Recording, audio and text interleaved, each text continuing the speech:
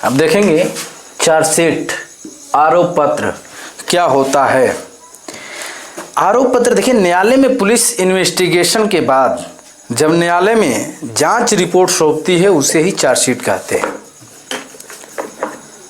जब मुकदमा हो जाता है और यानी एफआईआर जब लिख दी जाती है, उसके बाद जब इन्वेस्टिगेशन होता है, जांच होता है, और जांच होने के बाद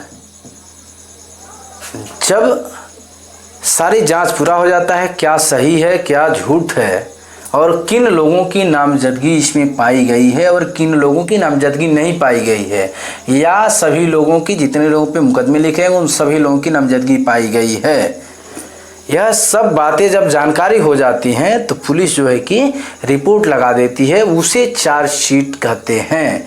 यह जो है कि फाइनल रिपोर्ट होता है उस मुकदमे का, या जो है कि जांच का जो है कि फाइनल रिपोर्ट होता है, अंतिम रिपोर्ट होता है। उसके बाद देखेंगे एफआर।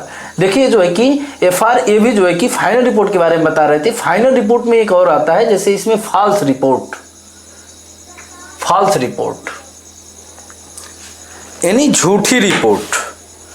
देखिए ये क्या है, विवेचना में पुलिस को एफआईआर झूठी पाई जाएगी तो पुलिस जो न्यायालय में जो रिपोर्ट लगाती है वह फॉल्स रिपोर्ट या एफआईआर होता है। मतलब मुकदमा लिखने के बाद, एफआईआर होने के बाद जब उसमें लोगों के नाम लिखे गए होते हैं और जब वह घटना, शायद घटना हुआ भी हो, लेकिन अगर जिन लोगों के नाम दिए गए हैं उस मुकदमे में उन लोगों का अगर उसमें नहीं है तो एफआईआर लग जाएगा। लेकिन घटना होता क्या है कि घटना अगर नहीं हुआ है और तब भी नाम लिखवाया गया है, लोगों को यानी झूठ तरीके से फंसाया गया है, उस वक्त जो है कि पुलिस चाहे, इन्वेस्टिगेशन ऑफिसर चाहे तो एफआईआर लगा सकता है। उसके बाद देखेंगे सरेंडर यानी आत्मसमर्पण। अब देखिए आत्मसमर्पण क्या है। जो आत्मसमर्पण होता है, न्यायालय में व्यक्ति अपने आप को न्यायिक अभिरक्षा में दे देता है, वो जो है कि आत्मसमर्पण होता है।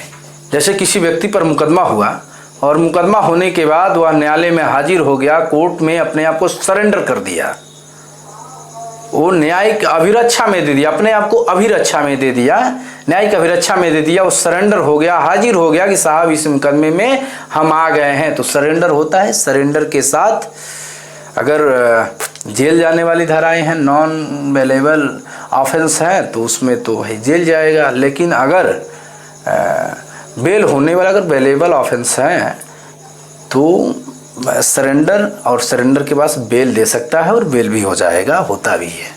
उसके बाद देखेंगे रेड, जो यानी छापा या दाबिश देना।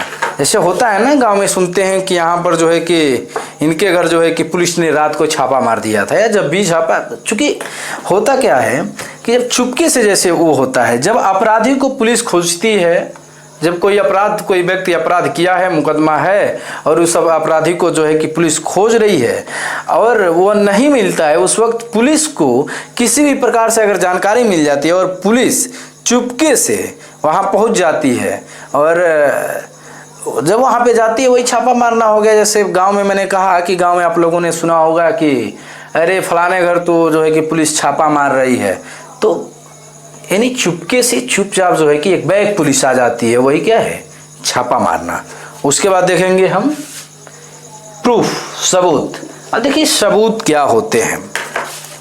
किसी मुकदमे में, मुकदमे के संबंधी कोई दस्तावेज समान सबूत होता है।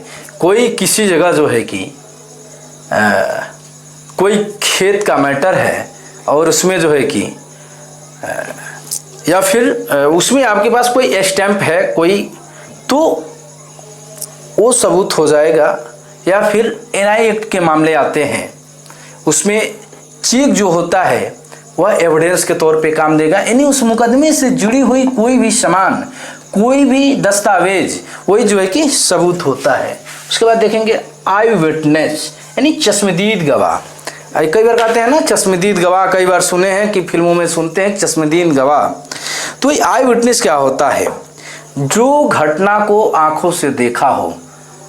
जैसे कहीं मर्डर हो रहा हो और आप उसको आंख से डायरेक्ट आप आंख से देख रहे हैं, डायरेक्ट अगर आंख से देख ले रहे, प्रत्यक्ष रूप से आंख से देख रहे हैं, वही जो है कि वो व्यक्ति, अगर आप देख रहे हैं तो आप आई विटनेस हैं, उस घटना के आप प्रत्यक्ष देखे हैं, इसके लिए आई विटनेस कहे जाएंगे, चश्मदीद गवाह कहे जाएंगे। उसके बाद आएगा प्रश्नगत निर्णय। ये क्या है?